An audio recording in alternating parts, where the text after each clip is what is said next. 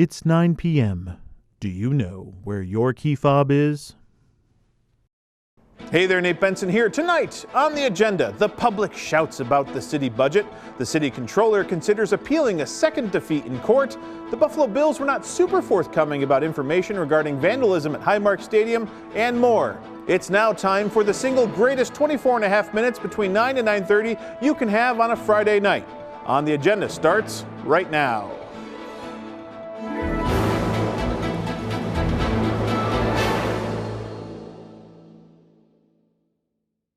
Thanks again for watching. It's been 2.5 weeks since Mayor Ryan announced his $681 million budget proposal, and the public had the chance to attend a public meeting in Common Council chambers to talk about it. If you do not have your popcorn, pause right now and go make some. Hey there, Nate Benson here inside Buffalo City Hall, where the first and only public hearing regarding the 2026-2027 Buffalo budget has now wrapped up, and things got a little bit spicy. First, let me start with the support for the budget, because if I'm honest, there wasn't a ton of it from those who attended Tuesday night. For the first time in a decade, the mayor of the city of Buffalo has proposed a courageous budget, one which moves our city forward with clarity by honestly acknowledging the true costs. Even Mayor Ryan's friends from the CWA expressed support for his budget plan. We especially urge passage of the budget given the administration's focus on dramatically increasing the enrollment in the Star property tax exemption to mitigate the effects of increasing taxes on city residents. But outside of that, support was hard to come by. $250,000 in cuts to community services in the same budget that proposes $250,000 as a salary for one person, the police commissioner. Cuts to youth and senior services, but increases for policing, it's a spit in the face. With his four-year plan of 25.8, 9%, 5%, and 5% tax increases, the amount would lead to 51.2% raise. Homeowners will lose their homes. Renters will lose their homes. For certainly no landlord is simply going to accept that increase. Your residents cannot afford this. This budget says that you are going to throw them out on the streets and then use the police to continue to criminalize poverty. We have a housing crisis that needs to be addressed. Stop pimping for big business and for BPD, and don't put this on your residents. They can't afford it. They can't afford it. You know they can't afford it. This budget is garbage. It's absurd, it's disrespectful, and it's disgusting. Even former mayoral candidate India Walton showed up to say, I told you so. Saying that everyone in the city panicked at her idea of incremental tax increases when she ran for office in 2021. Her assessment of the budget: let's be real about it. The people that it's going to impact the most and the worst are people that look like me. Black people. Specifically black women that's worked our behinds off to make sure that we've created a future for our families. And that's what we're looking at right now. So the only thing that I have to say and that I have to ask is please, please, please dispose of this tax increase and figure out a way to make sure that we protect black home ownership in the city of Buffalo. And the resounding message from the public to the Common Council: why is it that the city of Buffalo biggest expense furnish benefits and salaries, and half our people don't live here, don't pay no taxes here, and you want me to support the richest regions? They're paying taxes in every place else. The first thing other cities did was put a 1%, 2%, up to 5% income transfer tax. Those people making the most money out of our people. I love you, I love the policeman, but you don't pay any property taxes. 5% income transfer taxes right off of that payroll. Put it in the city's coffer, support the city that's paying your bills. I said the county should be giving us some of that 1% tax. You know, the county got a tax increase, because my property went from $54,000 to $340,000. The county cut their property taxes, but they want to force the city of Buffalo to a 25% increase in 1 year. They've never given the suburbs anything but incremental increases that we deserve. With the increase happens, it's, if you're a person who owns a property, you're passing it along to the individual who's renting to you. If you own a business, you're passing it along to your customers. It's, no matter how you look at it, the city completely will be infected, not once, but maybe twice. If I own a home in the city, I'm paying 25% increase, plus I'm going to a local business who is paying it also 25% increase. They're gonna pass that along to me as an expense. Came to action to please consider that in your decision making, because you don't want people to become hopeless. When people become hopeless, they begin to give up. Amend this egregious budget. You as the council have that ability. Please use it. Speaking of the budget, one of the ways the city wants to raise revenues is by no longer allowing events across the city to receive security by the Buffalo Police for free. The Buffalo Police announced this week that they will now begin charging for that service. 2 on Your Side's Ron Plants looked into that story for us this week.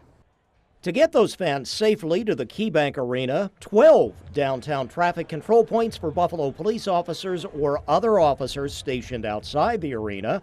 It was approximately $27,000 for security for just the Buffalo Police last night. It really adds up for the cost-starved city, especially overtime in the Buffalo Police Union contract with all factors figured in. If an officer is called in on overtime, we have a 4-hour minimum. The real cost is about $114 per hour. So now factor in all the various other city events with crowds like the NCAA Tourney Weekend, concerts, festivals, parades, marathons. And in Buffalo, police overtime alone, the city shelling out $868,000 so far in the fiscal year running through June. A situation for City Council and the Ryan administration to consider with a police budget and a new incoming commissioner to eventually deal with it. So this warning going out last night with a potential police services fee increase to be determined by city leaders through the city charter.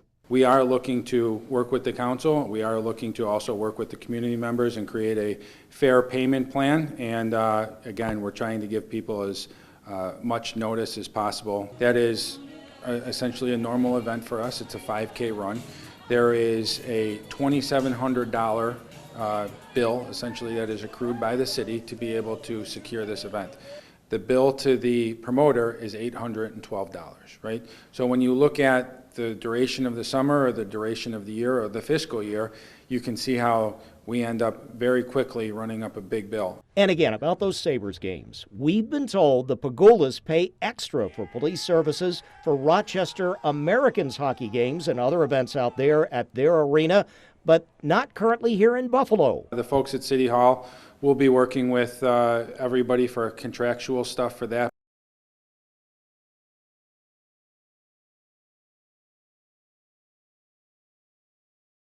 Another possible revenue stream that city lawmakers might be considering, a commuter tax. 2 on Your Side's Claudine Ewing is exploring that angle.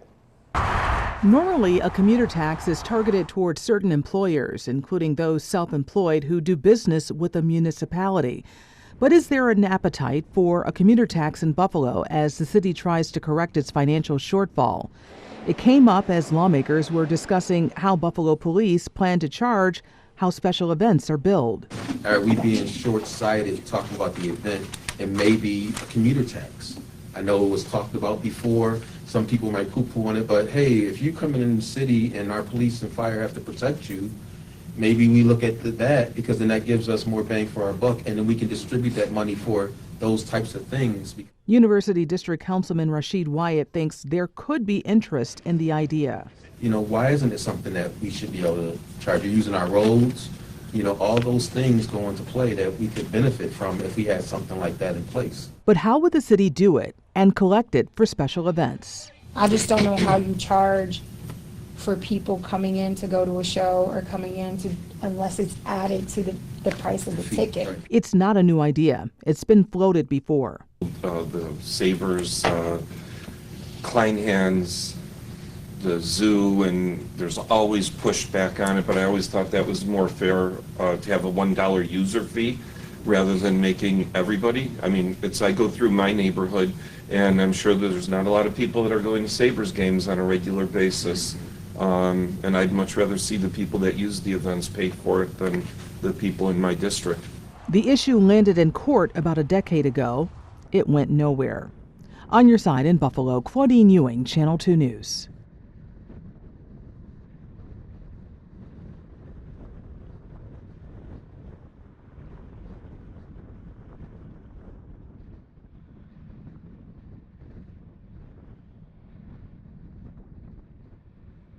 Coming up on the agenda, the city controller talks about the second court case she has lost regarding the capital budget bond kerfuffle we've been highlighting for months. But first, a look at the weekend weather.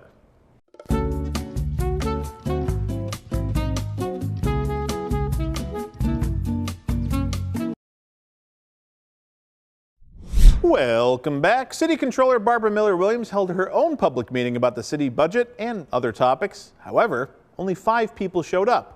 But it was the first time she spoke with reporters after the 4th Department ruled that she must comply with a previous court order and go to the bond market for projects related to the 2025 capital budget. By my count, only 5 people from the public showed up. The rest of the folks you see in the audience at the Central Library are my friends in the media or the controller's staff. It was a surprise given how much attention the budget and the proposed property tax levy increase has received in the last few weeks and months. Do you think you should have given the public more notice so that more people could have turned out? We did send out a release last week. The staff, they have worked, they went out into the community, they did lit drops, they went into the community centers, we posted on our website. Because we have such a small staff, they did the best that they could. Moving on to the budget, the controller has a few concerns. So our problem, a major concern, if there has to be one, is there is a need to increase revenue. The money is going out, but the money that's coming in, it's causing a perceived structural imbalance because they're too close together. And we're always clutching our pearls, for lack of a better term, because we're constantly trying to balance the budget.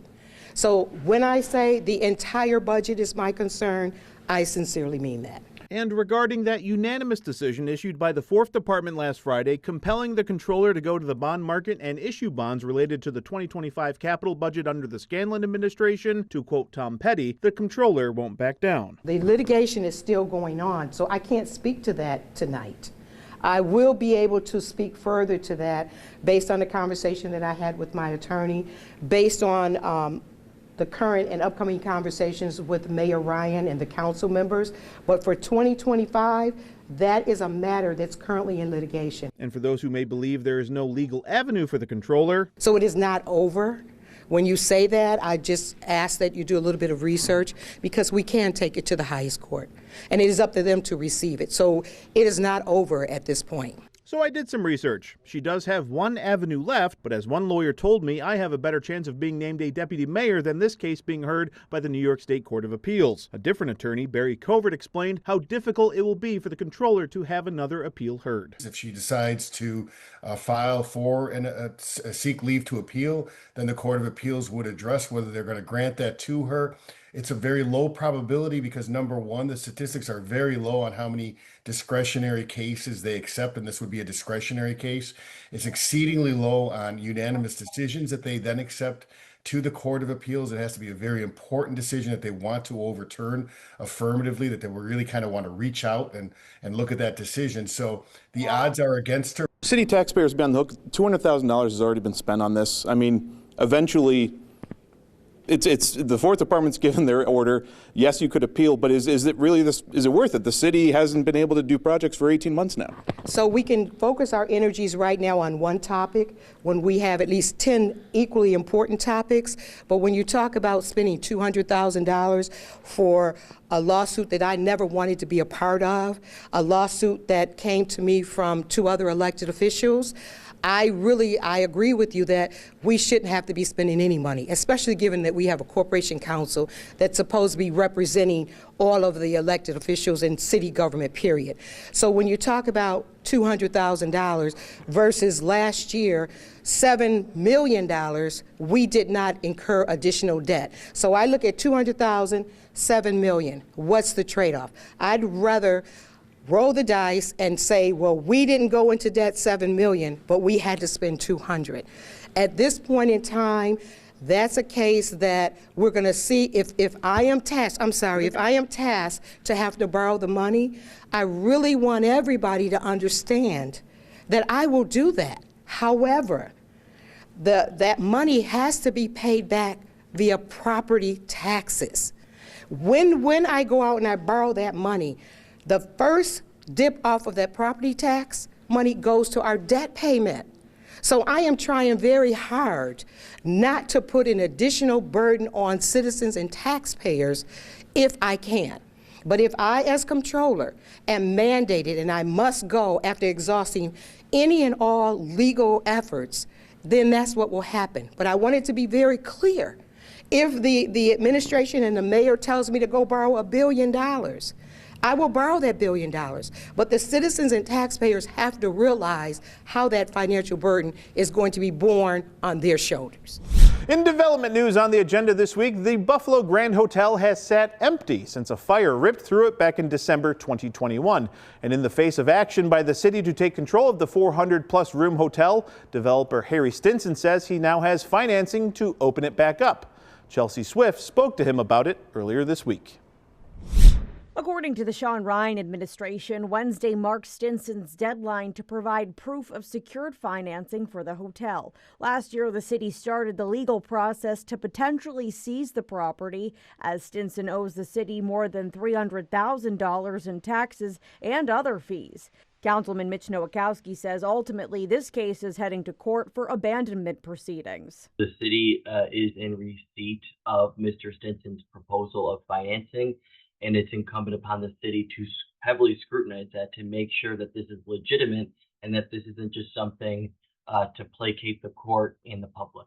Stinson tells Two on Your Side he plans to work with Perry Davis, who is an investor and currently lives in Tampa Bay, Florida.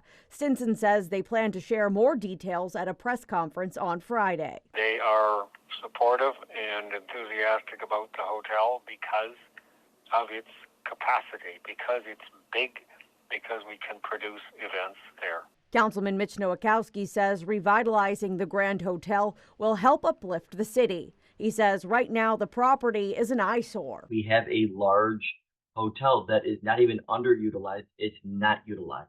And there are many reports that show if we're going to make the city of Buffalo a regional destination and bring in tourism, we need about 500 more rooms. And we need the hotel of the Grand Hotel to be up to productive use. Next on the agenda, sports highlights, the vandalism at the new Highmark Stadium, and World Cup watch parties. Don't you dare think about streaming something else.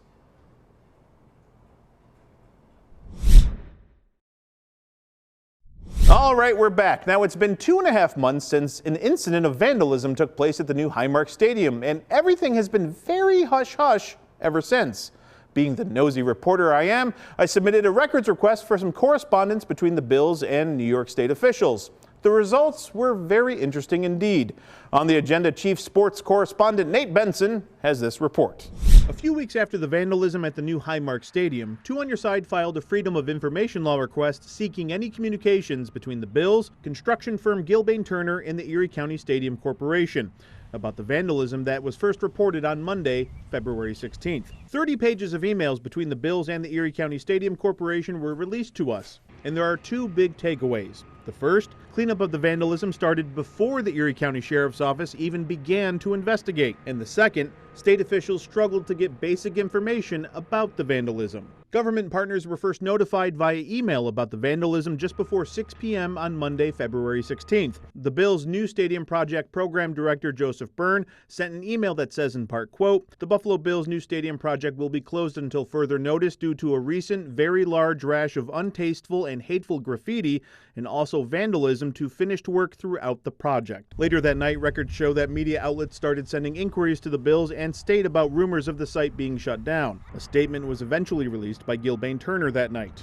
The next day, Tuesday the 17th, state officials asked the Bills for some basic information, saying that while they were providing no comment at that time, they may need to eventually chime in. The state wanted to know what the vandalism was, a total dollar amount, whether or not it was a criminal matter, if law enforcement was involved, and so on. Buffalo Bills Director of Corporate and Stadium Communications Todd Starowitz acknowledged the request and was looking into it. This is where things take a turn. On Thursday the 19th, Erie County Stadium Development President Steve Rinaldi sends a very firm email to the Bills saying in part, quote, "Our monthly check-in yesterday was extremely disappointing. We received no overall account of what happened at the stadium, how things stand presently, and or what next steps are anticipated." Rinaldi continued saying, quote, "No one from the Bills could answer any question we had regarding the shutdown."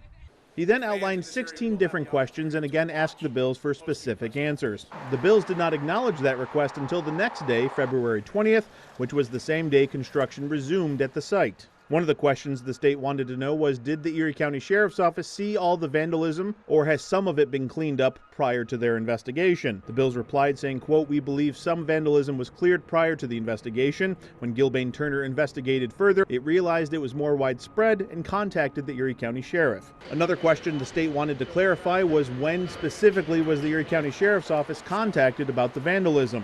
The bill said Monday, February 16th. The state continued to seek information from the Bills over the weekend, but the last email sent by the organization was sent to the state Monday, February 23rd, again just acknowledging that they were working on securing answers. The final email sent by the state was on Wednesday, February 25th, with a firm deadline for the Bills to provide incident reports and answers to their questions by the end of the day. According to the records we've obtained, that does not appear to have happened.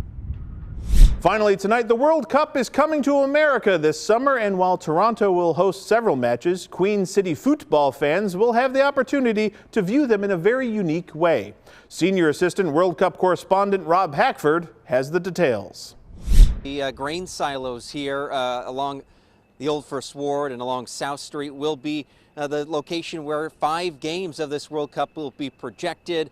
Just behind us here where we are, the grain silos by Duende, the restaurant and bar that'll be hosting these watch parties as part of this special FIFA event. Well, now, hosting these watch parties, they're still yet to announce the dates and times yet, with the tournament running from June 11th to July 19th. The matches that will be screened will be released at a bigger date. Tough to have a bigger screen than these. They will also be hosting soccer clinics. It's part of a series of fan-friendly initiatives being championed by the state, including one-day permits to cut some red tape, they say, for bars and restaurants to host their own watch parties and have extended hours until 4 a.m. The state is also offering $500,000 in community grants that local hosts can apply for across the state to hold their own World Cup events. That application and process is now live on the state's website. Governor Kathy Hochul said her goal is to capitalize on the global sports phenomena that's coming to North America. If you can't get to the World Cup is coming to you. And that's the commitment that the mayor and I are making, as well as this host committee. And I want to give a special shout out again to the mayor, who wears his passion on his sleeve, a diehard Arsenal football fan, who's someone who, like I do, we've talked about this during a Buffalo Bills game, understanding the highs and the lows, the great highs, the exhilaration of sports, but also the lows that go along. So, of course, with games being hosted down in New York City and the New York City area, as well as Toronto, there'll be some opportunity for Western New Yorkers to get to those matches, although ticket prices are quite increased. As part of the state budget this year as well, Governor Hochul has announced this new Kicks program, New York Kicks program, that'll provide funding for youth soccer in underserved areas across the state. Those details are limited at this point, but those would be your tax dollars being invested in these soccer facilities around New York. We've already heard about watch parties at Canal Side during the World Cup. We'll have more details on those on our website, WGRZ.com. But Silo City going to be hosting those 5 games. The schedule still to be released. On your side in the Old First Ward, Rob Hackford, Channel 2 News. That's going to do it for the agenda this week. Next week, a 3-part series on the identity of the Midnight Rider. Thanks again for watching. I'm Nate Benson, and we'll see you at the next one. When there will be a world without zinc.